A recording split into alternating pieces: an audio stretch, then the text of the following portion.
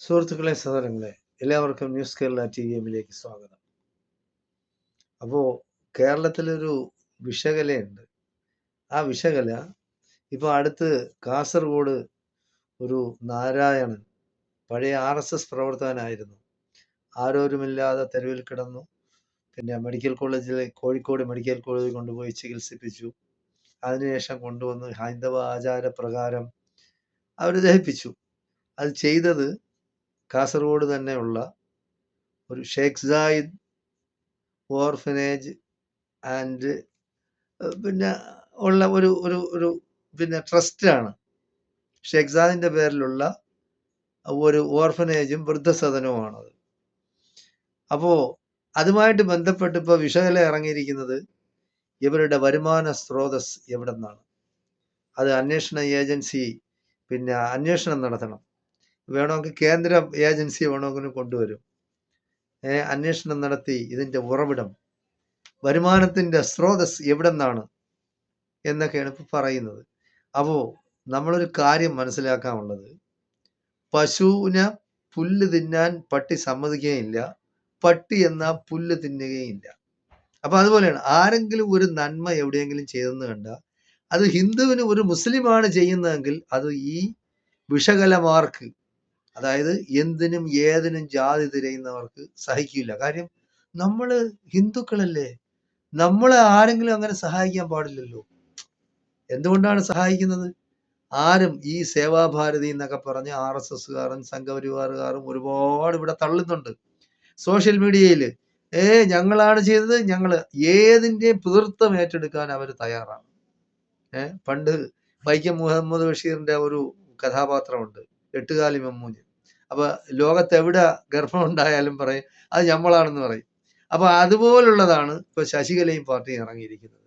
നിങ്ങൾ ഒന്നുകിൽ, അതായത് അവിടെ ഈ കാസർഗോഡ് ഓർഫനേജ് ആൻഡ് വൃദ്ധസദനത്തിൽ പിന്നെ 35 പേര് അവിടെ താമസിക്കുന്നുണ്ട്. 35 താമസിക്കുന്നതിൽ 75% ഹിന്ദു സമുദായത്തിൽപ്പെട്ടവരാണ്. നിങ്ങൾ എങ്ങനെയെങ്കിലും അവരെ കൊണ്ടുപോയി ഒന്ന് പാർപ്പിച്ചു നോക്കി, അവർക്ക് ആഹാരവും വസ്ത്രവും പാർപ്പിടവും ഒക്കെ കൊടുത്ത് അവരുടെ ആരോഗ്യവും ബാക്കി കാര്യങ്ങളും ഒക്കെ ശ്രദ്ധിച്ച് അവരെ ശ്രദ്ധിച്ച് നിങ്ങളൊന്ന് സൂക്ഷിക്കുക. നിങ്ങളെ കൊണ്ടുപോക്കൂ. അങ്ങനെ കേരളത്തിൽ ഇവർ മാത്രമല്ല നടത്തുന്നത്, ഒരുപാട് പേര് നടത്തുന്നുണ്ട്. ആരിൽ നിന്നും ഒന്നും വാങ്ങിച്ചിട്ടല്ല നടത്തുന്നത്. ആർക്കെങ്കിലും എന്തെങ്കിലും താല്പര്യം ഉണ്ടെങ്കിൽ കൊടുക്കാം. ആഹാരം എന്ന് പറഞ്ഞാൽ നാട്ടുകാർ കൊണ്ടുവന്നാണ് കൊടുക്കുന്നത്. അവരുടെ ബാങ്ക് ബാലൻസ് എന്ന് പറയുന്ന 6000 രൂപയാണ്. 6000-ത്തിലധികം കാണില്ല. അപ്പൊ അന്വേഷണ ഏജൻസിയെ കൊണ്ടുവന്ന് അന്വേഷണം നടത്തണം എന്നൊക്കെയാണ് വിഷകല പറയുന്നത്. അപ്പൊ വിഷകല എന്ന് പറയുന്ന ഈ തള്ളയ്ക്ക് വേറെ ഒരു ജോലിയില്ല. മനുഷ്യനൊരു നന്മ ആർക്കെങ്കിലും ചെയ്തു കഴിഞ്ഞാൽ അവിടെ ജാതിയും മതവും തിരയാണ്. എന്നാൽ ഈ വിഷകലയ്ക്ക് ഈ ജോലി ചെയ്തൂടെ? ഈ നാട്ടിലിറങ്ങി ഇങ്ങനെ വിഷം പ്രചരിപ്പിക്കുന്നതിന് പകരം നന്മ ചെയ്തൂടെ? നിങ്ങളെല്ലാം വരി. ഇപ്പൊ സംഘപരിവാറാണല്ല ഇന്ത്യ മഹാരാജ്യം ഭരിക്കുന്നത്. ഇവിടെ സംഘപരിവാറുകാർ പലതും പറയുന്നുണ്ടല്ല. നിങ്ങൾ തന്നെ ഏതെങ്കിലും ഒരു സ്ഥലം എടുത്ത് ഒരു വൃദ്ധസദനം ഉണ്ടാക്കി,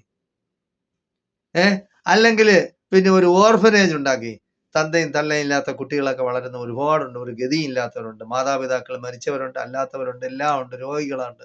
അവരെയൊക്കെ സംരക്ഷിക്കാൻ ഒരു പ്രത്യേക ഇത് ഈ ശശികലയ്ക്ക് ഇങ്ങനെ ഈ ഇവിടെ കിടന്ന് ഈ പിന്നെ വിഷം തുപ്പുന്നതല്ലാതെ അങ്ങനെ ഒരു നല്ല കാര്യം ചെയ്തിട്ടുണ്ട് ഇന്ന് വരെ ജീവിതത്തിൽ? ഒരു നല്ല കാര്യം ഈ വിഷകല ചെയ്തിട്ടുണ്ട്. അവിടെ ഇവിടെയും ചെന്ന് ഹിന്ദുവിന്റെ പേര് പറഞ്ഞ് ഇല്ലാത്ത കോപ്രായങ്ങൾ കാണിക്കുന്നതല്ലാതെ എന്തെങ്കിലും ഒരു നന്മ ഈ പാവപ്പെട്ട ഹിന്ദുക്കൾക്ക് വേണ്ടി ചെയ്തിട്ടുണ്ട്? അതിന് കഴിയില്ല. കാര്യം കുറ്റവും കുറവും കണ്ടുപിടിക്കാൻ രാവിലെ ഇറങ്ങി തിടക്കും. സോഷ്യൽ മീഡിയയിൽ എന്തെങ്കിലും ഉണ്ടോ? ജനം TVയും കർമ്മ TVയും ചെയ്യുന്ന ഇതാണ്. എവിടെയെങ്കിലും എന്തെങ്കിലും കുഴപ്പമുണ്ടോ? ലോകത്തിന്റെ ഏതെങ്കിലും ഭാഗത്തുണ്ടോ? ഉണ്ടെങ്കിൽ അത് തെരഞ്ഞു പിടിച്ചിട്ട് കൊണ്ടുവരും. എന്നാൽ സ്വന്തം സമുദായക്കാർ ചെയ്യുന്ന ഒന്നും മിണ്ടയില്ല. ലവ് ജിഹാദാണ്, നാർക്കോട്ടിക് ജിഹാദാണ്, പിന്നെ കോർപ്പറേറ്റ് ജിഹാദാണ്, ഇപ്പൊ ലേറ്റസ്റ്റ് ഫുട്ബോൾ ജിഹാദ് ഇറങ്ങിയിട്ടുണ്ട്. അപ്പൊ ഇങ്ങനെ ഈ ജിഹാദുകൾ പറയുന്നതല്ലാതെ ഇവർക്ക് സ്വന്തമായിട്ട് എന്തെങ്കിലും ഒരു പരിപാടി ഈ പാവപ്പെട്ട ഹിന്ദുക്കളെ സംരക്ഷിക്കാൻ നിങ്ങൾക്കുണ്ട്? അത് ചെയ്യില്ല. കാരണം എന്താ, ഇപ്പൊ ലേറ്റസ്റ്റ് ആയിട്ട് ഇന്ന് ഞാൻ കണ്ടതാണ്, വീഡിയോ കണ്ടതാണ്. ഒരു പാവപ്പെട്ട ഒരു അമ്മ അവരെ കൊണ്ടുവരികയാണ് ഈ പിന്നെ ഷേഖ് സായിദ് ഓർഫനേജിലേക്ക്. ആ വൃദ്ധസദനത്തിലേക്ക് കൊണ്ടുവരികയാണ്. മാതാപിതാക്കളില്ല, സഹോദരങ്ങളില്ല, ആരുമില്ല. ഒറ്റപ്പെട്ട നിലയിൽ ആ പാവം കരയുന്നു. ആ അമ്മ കരയാണ്. ഞാൻ വീഡിയോ അത് ഇടുന്നുണ്ട്. ആ അമ്മ കരയാണ്, ആരുമില്ല. ഇപ്പൊ ഇവര് പോയി കൊണ്ടുവന്നു. ഇവരെ വിളിച്ച് അവരുടെ പിന്നെ നാട്ടുകാർ കൊണ്ടുവന്നു ഇവിടെ പിന്നെ പ്രവേശിപ്പിച്ചു.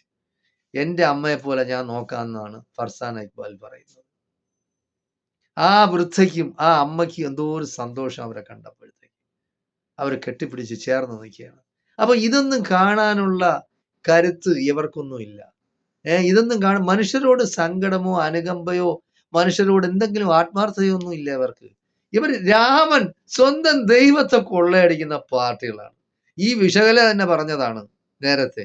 അതായത് കേരളത്തിൽ ദേവസ്വത്തിന്റെ പൈസ എല്ലാം, അതായത് ക്ഷേത്രങ്ങളുടെ പണം കൊള്ളയടിച്ച് മുസ്ലിങ്ങൾക്ക് ഹജ്ജിന് സബ്സിഡി കൊടുക്കുകയാണെന്ന് ആര്? കേരള ഗവൺമെന്റ്. അത്ര വൃത്തികെട്ട മനസ്സിന്റെ ഉടമയാണ്. അങ്ങനെ ഈ തണ്ടിത്തരം പറയണം. അതായത് ദേവസ്വത്തിന്റെ പൈസ എന്ന് പറഞ്ഞാൽ ഒരു പൈസ ഈ കേരള സർക്കാർ മാറി മാറി വരുന്ന സർക്കാർ ഇന്ന് വരെ എടുത്തിട്ടില്ല. കണക്കെടുത്ത് പരിശോധിക്കാം. അതൊക്കെ തുറന്ന പുസ്തകമാണ്. ദേവസ്വം ബോർഡിലെ കണക്കും കൈകാര്യം ഇല്ലാത്ത ചുമ്മാ ആളുടെ ഉദ്യോഗസ്ഥന്മാരെ വെച്ചിരിക്കുന്നത്. എല്ലാ ഹിന്ദുക്കളല്ലേ ദേവസ്വം ബോർഡിൽ ഭരിക്കുന്നതില്ല. അവർ പറയാത്തത് ഇങ്ങനെയാണ്, പിന്നെ എടുത്ത് മുസ്ലിങ്ങൾക്കും ബാക്കിയുള്ള സമുദായങ്ങൾക്കും ക്രിസ്ത്യാനികൾക്കും കൊടുക്കണമെന്ന്. അപ്പൊ അതൊന്നും അല്ല പ്രശ്നം ഇവിടുത്തെ. അപ്പൊ ഈ വിശ്വാസികളെ ഏൽപ്പിക്കണം എന്നാണ് ദേവസ്വം, അതായത് ക്ഷേത്രഭരണം വിശ്വാസികളെ ഏൽപ്പിക്കണം. ക്ഷേത്രഭരണം രാമൻ ദൈവമാണ്. ആ ദൈവത്തിന്റെ ക്ഷേത്രഭരണം RSSകാർ തന്നെയാണ്. വേറെ ക്ഷേത്രഭരണം വേറെ വിശ്വാസികളെ വേറെ ആരുമല്ല, RSSകാർ. പിന്നെ ഷായസ്കറിയയുടെ ഭാഷയിൽ പറഞ്ഞാൽ അവരുടെ ജീവിതം മൊത്തം രാഷ്ട്രത്തിന് വേണ്ടി സമർപ്പിച്ചിരിക്കുകയാണ്. അവർക്ക് വേറെ ഒരു ലക്ഷ്യമില്ല. പണമോ പ്രതാപമോ ആഹാരമോ വസ്ത്രമോ പാർപ്പിടമോ ഒന്നും അവർക്ക് വേണ്ട. അവര് രാജ്യത്തിന് വേണ്ടി ജീവിതം ഒഴിഞ്ഞു വെച്ചിരിക്കുകയാണ്. അവന്മാരാണ് കള്ളന്മാര്. അത് ദൈവത്തിനെ മോഷ്ടിക്കുന്നവന്മാര് കൊള്ളക്കാരാണ്. ഇതാ അവിടെ വീട് ഇടിച്ചു നിരത്താൻ പോണ്, പിന്നെ കൊള്ള നടത്തി അവിടെയുള്ള നല്ല 1ാം ക്ലാസ് സ്വാമിമാരാണ് പറയുന്നത് RSSകാർ കള്ളന്മാരാണ്. അപ്പൊ ഈ RSSകാരായ കള്ളന്മാരെ ഭരണം ഏൽപ്പിക്കണമെന്ന് കേരളത്തിലെ ക്ഷേത്രവും കൂടെ. അതായത് കേരളത്തില് ശബരിമലയിലെ സ്വർണം കട്ടുമെന്നും പറഞ്ഞ് പിന്നെ അവരെ വധശിക്ഷയ്ക്ക് വിധിക്കണം, തൂക്കിക്കൊല്ലണമെന്ന് പറഞ്ഞ പാർട്ടികളാണ് ഇവരെല്ലാം. ശ്രീരാമന്റെ പേരിൽ അമ്പലം ഉണ്ടാക്കി ശ്രീരാമനെ കൊള്ളയടിച്ചവരാ. എന്തുകൊണ്ട് പിന്നെ തൂക്കിക്കൊല്ലണമെന്ന് ഈ വിശകല പറയുന്നില്ല? പറയില്ല. ഇവിടെ കുറേ സംഖ്യകളുണ്ട്, അവന്മാരൊക്കെ ഉറക്കത്തിലാണ്. അവര് ഉറങ്ങിക്കൊണ്ടേയിരിക്കും. അവർ കുറെ നാളത്തേക്ക് മിണ്ടൂല്ല. അപ്പൊ അങ്ങനെയുള്ള ചെറ്റ മനസ്സുള്ള ഈ സമൂഹത്തിലെ വിഷജന്തുക്കളെ ഒറ്റപ്പെടുത്തി ഈ വിഷകലയ്ക്ക് ഇനിയിപ്പോ നാളെ ഒരു സമയത്ത് എന്താണ് വരാൻ പോകുന്നത്? ഇതേപോലെ ആരോരുമില്ലാതെ എല്ലാവരും ഉപേക്ഷിക്കും. കാരണം സ്വന്തം വീട്ടുകാരോ സമുദായമോ ആരും നോക്കൂല, നാട്ടുകാർ വരെ വെറുക്കും. അങ്ങനെയുള്ള പാർട്ടിയാണ്. അപ്പൊ പിന്നെ ആര് നോക്കും? ഇങ്ങനെയുള്ള ഏതെങ്കിലും പാവപ്പെട്ട മുസ്ലിങ്ങൾ വരും നോക്കാനായിട്ട്. എന്ത് വിഷം ചീറ്റിയാലും ശരി, അവസാനം സഹായത്തിന് ബാക്കിയുള്ള സമുദായക്കാരെ കാണുള്ളൂ എന്ന് മനസ്സിലാക്കി ഇനിയെങ്കിലും തെറ്റുതിരുത്തി ഞാൻ ചെയ്തിട്ടുള്ളതും ഞാൻ പറഞ്ഞിട്ടുള്ളതെല്ലാം ജനസമൂഹം അല്ലെ കേരള സമൂഹം മാപ്പാക്കി തരണമെന്ന് പറയാനുള്ള ആ ഒരു ഹൃദയശുദ്ധി ഉണ്ടാകണമെങ്കിൽ മാത്രമേ വിശകലെ നന്നാവുള്ളൂ. അല്ലെങ്കിൽ അനുഭവിച്ച് തന്നെ മരിക്കും. അതുകൊണ്ട് വളരെയധികം സൂക്ഷിച്ചും കണ്ടും സംസാരിക്കുമ്പോൾ വാക്കുകൾക്ക് വളരെയധികം വിലയുണ്ട്. ആ പറഞ്ഞ വാക്കുകൾ തിരിച്ചെടുക്കാൻ ബുദ്ധിമുട്ടാണ്. അത് മനസ്സിലാക്കണം. നമ്മുടെ കേരള സമൂഹം ഇങ്ങനെയുള്ള വിഷകലകളെ ഒറ്റപ്പെടുത്തണമെന്ന്, സമൂഹത്തിൽ നിന്ന് ഇവരെയൊക്കെ എന്ന് പറഞ്ഞാൽ ഇവരെയൊക്കെ നാട്ടിൽ നിന്ന് പായിച്ചു കളയണം. വേറെ ഏതെങ്കിലും പിന്നെ ഐസൊലേറ്റഡ് ഐലൻഡുകളിൽ അല്ലെങ്കിൽ സഹാറ മരുഭൂമിയുള്ള സ്ഥലത്ത് കൊണ്ടുവന്ന് വിടണം. ഇതിനെ പട്ടിണി കിടന്ന് അവിടെ കിടന്ന് ചാവണം.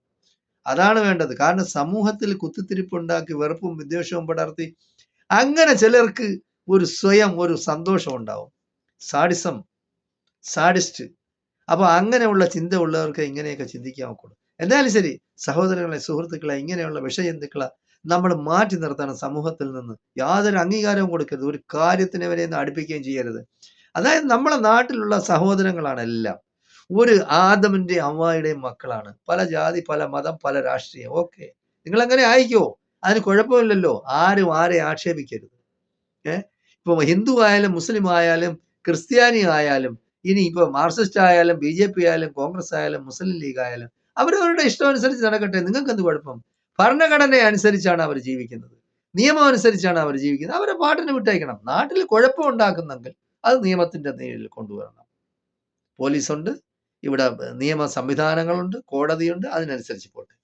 അപ്പോ അങ്ങനെ ചിന്തിക്കാനുള്ള ഒരു ഹൃദയമെങ്കിലും ഇവർക്ക് ഇല്ലാതായി പോയല്ലോ എന്ന് ആലോചിച്ച്, കേരളത്തിൽ ഇങ്ങനെയുള്ള വിഷജന്തുക്കൾ പെറ്റുപെരുകുന്നല്ലോ എന്ന് ആലോചിക്കുമ്പോഴത്തേക്ക് കേരളത്തിൽ ജനിച്ചതിന് തന്നെ നമ്മളൊക്കെ പിന്നെ പ്രായശ്ചിത്തം ചെയ്യേണ്ടി വരുന്ന ഒരു അവസ്ഥയാണ് ഇപ്പോൾ ഉണ്ടായിരിക്കുന്നത്.